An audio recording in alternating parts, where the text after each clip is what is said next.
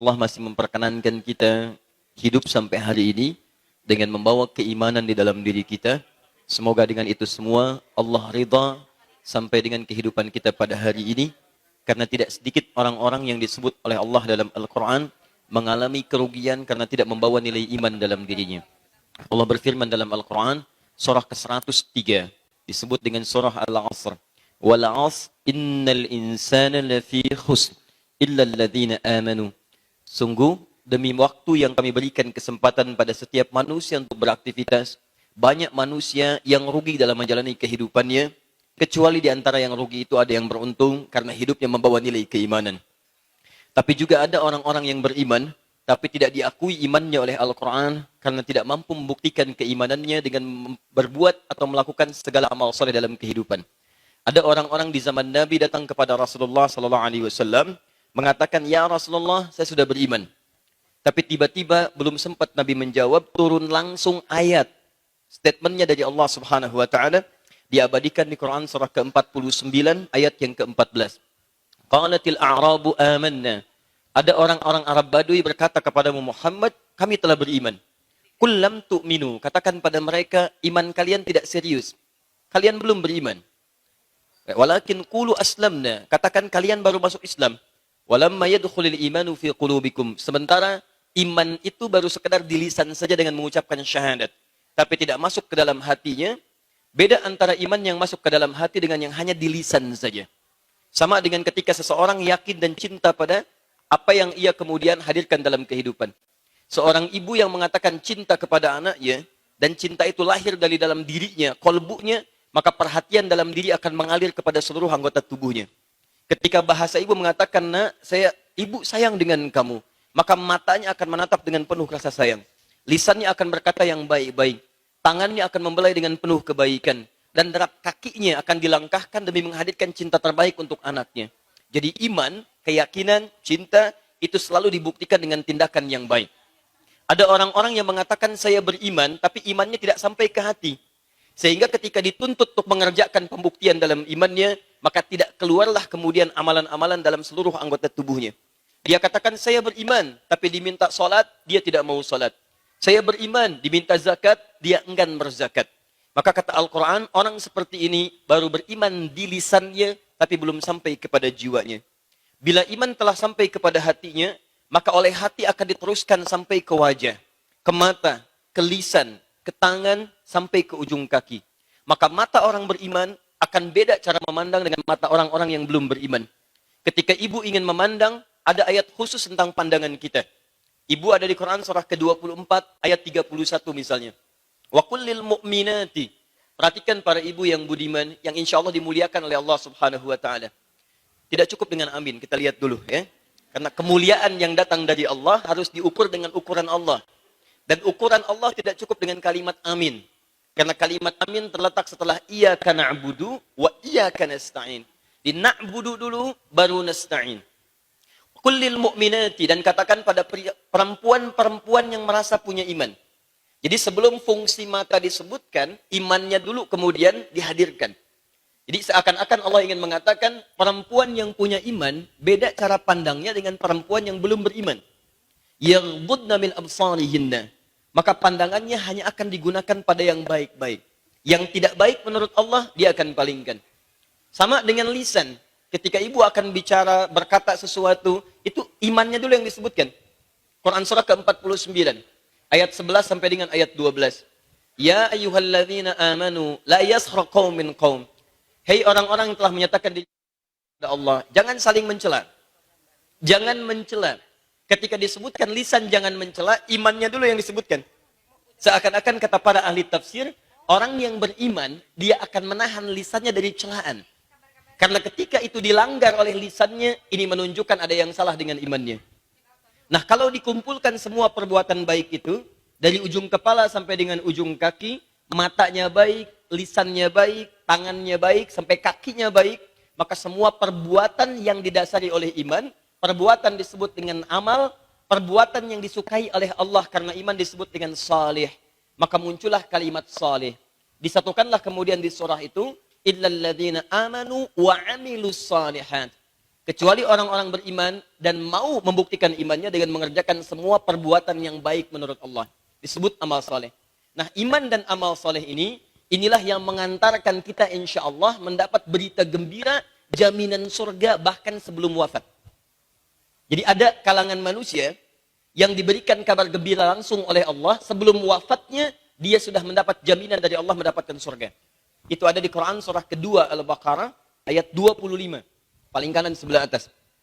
وَبَشِّرِ الَّذِينَ آمَنُوا وَعَمِلُوا الصَّالِحَاتِ أَنَّ لَهُمْ جَنَّاتٍ تَجْرِي مِنْ تَحْتِهَا الْأَنْهَارِ. Muhammad berikan kabar gembira pada orang-orang yang telah menyatakan beriman dan dia buktikan imannya dengan menggunakan dan melakukan amal-amal yang baik, amal soleh. Ibu beriman, ibu beramal soleh, kata Allah berikan kabar gembira pada orang-orang ini, أَنَّ لَهُمْ جَنَّاتٍ تَجْرِي مِنْ تَحْتِهَا الْأَنْهَارِ. Kami akan siapkan bagi mereka surga dengan segala keindahannya. Ada orang belum wafat, sudah dapat kabar gembira, orang ini akan masuk surga dan dengan segala keindahannya. Sungai yang mengalir, segala kenikmatannya. Siapa orang ini? Orang-orang yang beriman dan beramal saleh. Dan Masya Allah, di antara ciri orang beriman dan beramal saleh, disebutkan oleh Nabi SAW, salah satunya, dia tidak sengaja atau tidak cepat mengerjakan perbuatan baiknya, sebelum didasari oleh dasar pengetahuan-pengetahuannya. Maka di antara ciri orang-orang beriman yang ingin mewujudkan amal solehnya, maka dia gemar dengan majlis ilmu. Dia dengar datang ke kajian. Dia senang datang untuk belajar. Maka ketika dia datang untuk belajar, Nabi langsung keluarkan satu hadis yang menjamin setiap langkahnya akan mempercepat dia masuk ke dalam surganya. Tidak cukup dengan amin. Kita bacakan hadisnya dulu. Baik. Itu ada di Ibnu Majah, nomor hadis 233. Riwayatnya dari sahabat Abu Darda radhiyallahu taala anhu. Perhatikan kalimatnya, man salaka tariqa yaltamisu fihi ilma sahhalallahu lahu tariqan ilal jannah. Siapapun yang mampu meluangkan waktunya, dia bersungguh-sungguh datang ke tempat majlis ilmu untuk belajar. Walaupun, dia menempuh jalan walaupun jalannya sulit. Jalannya berliku, tidak mudah dia lalui. Walaupun belajar cuma satu ayat, satu hadis, tapi dia mau datang untuk menghadirkannya, maka lihat kalimatnya. Sahhalallahu lahu tariqan ilal jannah. Semua perjuangannya itu akan diganti oleh Allah setiap langkahnya dengan memudahkan ia ke surga. Tibalah seorang, pelaku maksiat yang banyak sekali ia kerjakan. Dia sudah membunuh 100 orang. Mabuknya tak terhitung.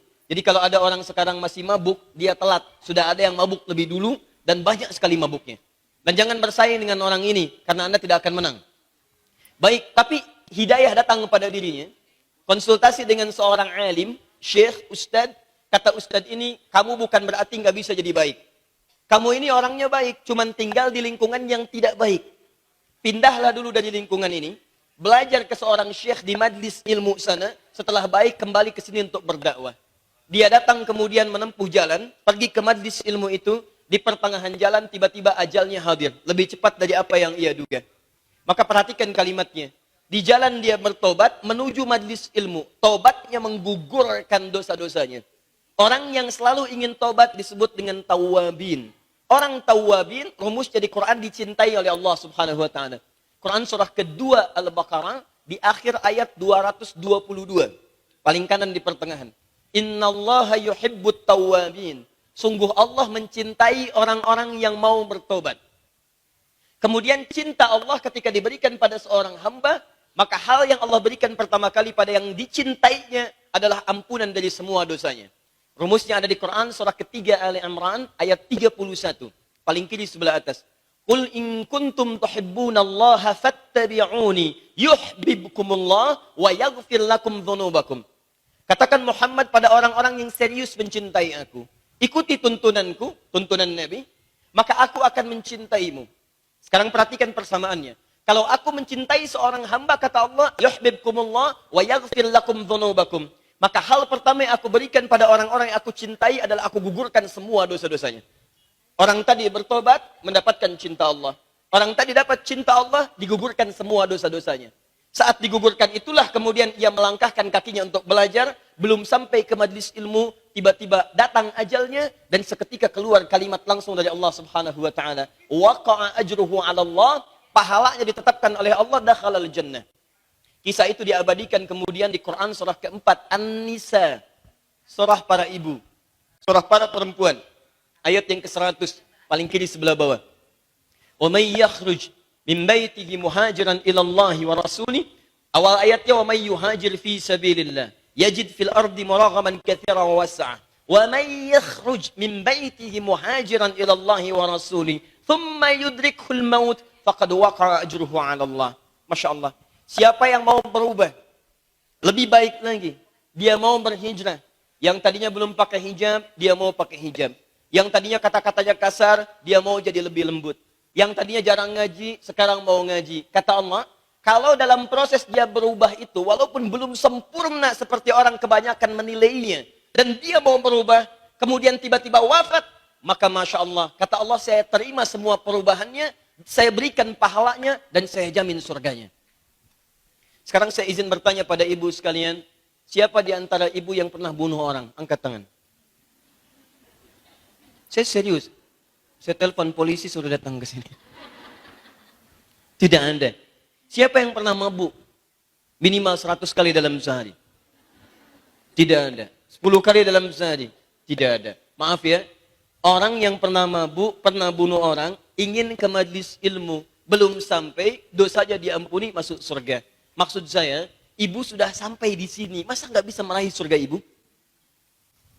Dan ibu bisa memilih aktivitas apapun. Sekarang hari Sabtu, Bu. Siang, waktu banyak ngantuk, setan berkeliaran. Ya, orang bisa diarahkan rekreasi, bisa kemanapun. Pertanyaan saya, siapa yang bisa melembutkan hati ibu untuk berada di sini?